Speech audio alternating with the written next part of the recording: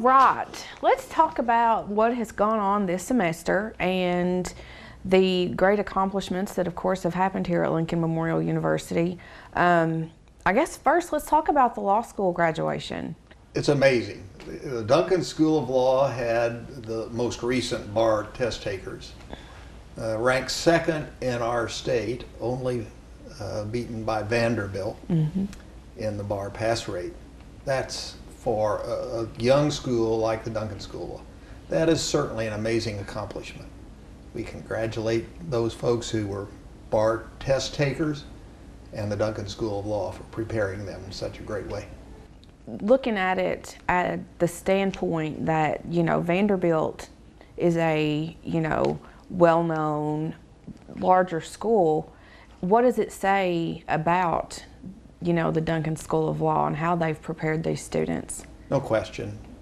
One of the indications of that bar pass rate is that we're doing a great job in the classroom in preparation for the bar, and we're selecting the kinds of students who can be successful. I think all those things combined make for a very positive future for the Duncan School of Law. Well, let's talk about the future of the school. I mean, do we see it, are we going to be able to grow further? And is there a possibility of expansion? Oh, no question about it. We will continue to increase the size of the entering class. Now, there's a right size for the Duncan School of Law, and we want to achieve that goal and then stabilize the law school. A couple of things are very obvious when you talk about the expansion of the law school. One of them is we have a physical facility that can accommodate so many students, and so we'll be limited somewhat by that. We love the location, we love the building, we don't want to change that. No. So that will be some determining factor to a certain extent. The other thing that is important to us is that we have the kind of experience in the classroom and the ability to work with students very intentionally so that we can prepare them to be successful. And there's a size limit there as well. Right. Now, the building located next to the school, that was also, was it purchased? It's part of our lease agreement. We lease that historic property. Okay. And part of our lease agreement was to have that building, and we are leasing that now, or subleasing that, to the East Tennessee Legal Aid Society. And the Legal Aid Society will give for our students the opportunity to have some clinical experiences right there on the property, a beautiful relationship with the Legal Aid Society. Awesome. Now, something else that has been very impressive for LMU is the vet school. Let's talk about it a little bit. We admitted 115 students this year to the veterinary school. It's doing great. We have wonderful facilities up in Virginia. We have a great relationship with the University of Kentucky and their Gluck Center.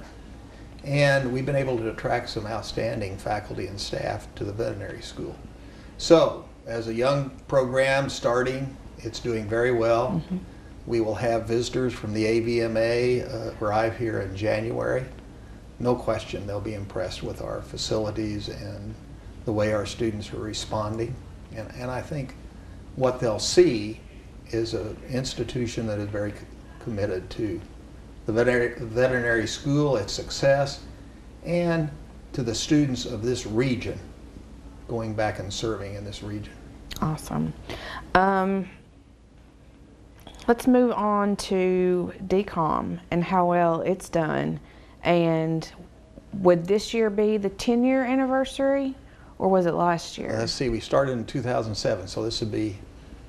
So we're almost arriving at the 10-year anniversary. And that school has reached its potential now in terms of, we admit about 243 students every year to that program, the largest entering class in the state of Tennessee, and indeed in this region for medical programs. But what's more important, I think, is that we truly have a mix of students from across the United States who come here, learn on the campus of Lincoln Memorial University, set a great example for our undergraduate students. It's an indication to them what it takes to be successful in a graduate or professional program, which I think is healthy for the campus. And we have students who are doing their rotations and their residencies in this region, and as a result of that, they stay in this region. Yeah. And that's what we want to have happen. We want to increase the availability of medical service to this region. When I visit DCOM, they have that map that shows where everybody, the students go, and they are kind of like one lump right here in the Southeast, so that's very impressive. We also have the physicians assistance program. Let's talk about that a little bit and its growth, because I know a lot of my friends have even applied and several of them are now in the program. So it's very impressive to see, you know, what it was to what it is now. Wonderful program, 27 months of concentrated study, and you become a physician assistant. And those people go out into the medical community and truly are extenders for the doctor. And beyond that, I think they provide a service to people who come in and simply need to see someone because they have a cold or sore throat or the kinds of things that you don't necessarily need a doctor to prescribe medicine for. The PA program admits 97 students a year, the largest class in the United States entering the PA program. So it is clearly an outstanding program for Lincoln Memorial University. But what we've recognized is there's another level, an opportunity beyond that. And so we have created the Doctor of Medical Science program, which is the terminal degree for the PAs.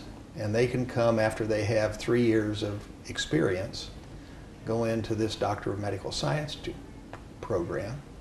And upon completion, they will have a doctor's degree, and we're working with the states to determine what their scope of practice can be. But hopefully they'll have many more opportunities to serve people, and I think it's a great program. It is a great program. Something that has got a lot of talk in the community, and I think it's awesome that people are starting to recognize, is the Valley of Sports. Yes. Yes, and it is, it's awesome to drive down 63 and see how quickly the construction has taken place. So let's talk about that a little bit. Well, if you're coming from campus and you go past the driving range, you recognize that we have a new building there for golf, beautiful driving range, and then you go to the lacrosse practice fields. We now have a new lacrosse field and field house right there in the middle, center of the park. We have an indoor tennis facility with 6 courts, second to none in this region. We have will relocate the baseball field and the softball field over there, and those 2 fields will have artificial turf, so you can play under any condition. In addition to that, we will add some other facilities along the way. We will have an indoor facility for basketball with 3 courts. Probably have the opportunity for students to utilize both the tennis courts and that indoor facility in intramural ways. And as we move forward with other sports in that area, we have plenty of room to expand. So ultimately, we want that to truly be an identifiable part of the campus that's used for all of our athletics programs. What is the plan for the former or the current baseball and softball fields? Yeah, those beautiful facilities out there that we work so hard to make look as good as they look. The reality is that became pretty high-priced real estate for our campus. It's right in the center of campus, and it's surrounded now by the Hamilton School of Math and Science, the building there, a new facility that will become our veterinary medicine facility, obviously the medical school. And so we want to turn that into more of a park-like setting, a green space for campus. Most schools have a nice area that has green space where people can enjoy the outdoors, and that's the purpose of that. So when we move the baseball and softball fields, that whole area will become green space, and folks can enjoy it just as kind of a park-like setting. What is the anticipated date to move? Well, you know, it's interesting. The chairman of the board and I had a little wager about this because I told him there was no way we could complete the baseball field and softball field in time for spring competition. Yeah. He said we could, and it turns out he's right, and we're gonna have them available for spring competition. So probably by February you'll see the fields moved over there. Oh, okay. Something that has attracted a lot of attention right now as we sit here is the new scoreboard that is going up in Tex Turner. So let's talk about that and how that came to be. Well, what's amazing is you can watch that in progress on television, on your computer right now. We determined that the next big thing to do in terms of that Tex Turner Arena, which is a lovely facility and second to none in the Division II arena, we needed a big scoreboard, a hanging scoreboard with all of the bells and whistles. And so we started talking to folks about that and negotiated a very good deal. And we will have now that big jumbotron facility that gives us the opportunity to really showcase our arena, our athletic program, and it'll make that the most attractive facility at Division II level. It's very exciting.